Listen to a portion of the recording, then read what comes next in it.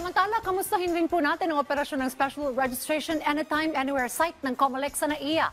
Sa live report ni JM Pineda. JM?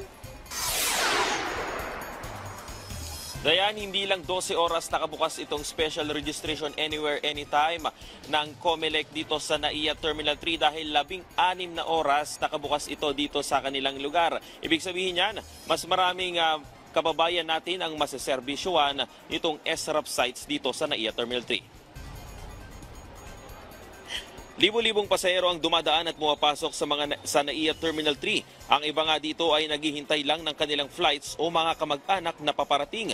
Malaking bagay na inilagay dito ng Commission on Election ang isa sa kanilang Special Registration Anytime Anywhere program site.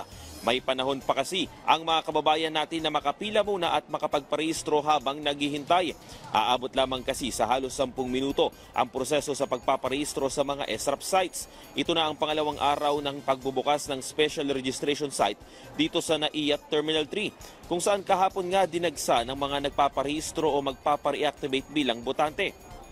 Alas 8 pa ng umaga, magsisimulang tumanggap ng mga magpaparehistro ang COMELEC dito sa NAIA Terminal 3. Magtatagal naman yan hanggang mamayang alas 12 ng hating gabi. Sa August 7, magtatapos ang Special Registration Anywhere Anytime program ng COMELEC, pero nilinaw nila na hanggang August 10 pa naman daw ang mga regular voter registration sa buong Pilipinas. Target nga rin ng poll body na paabutin ng 1 milyon ang mga magpaparehistro dito sa pagbubukas nila ng 10 araw na voters registration para sa Barangay at Sangguniang Kabataan Election o BSKE. Sa uling datos ng COMELEC, nasa halos 5,000 o 500,000 na ang nagpupunta dito sa mga itinilaga nilang special registration sites. Karamihan daw dyan ay mga newly registered voters at mga kabataan.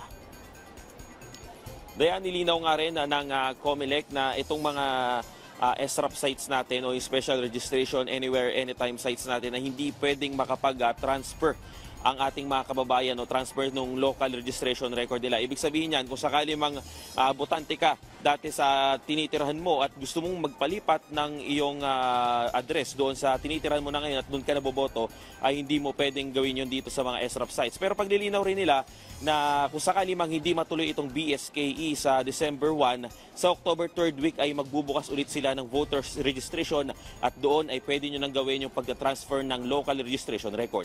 Yan muna ang latest. Balik sa iyo, Dea. Maraming salamat, JM Pineda.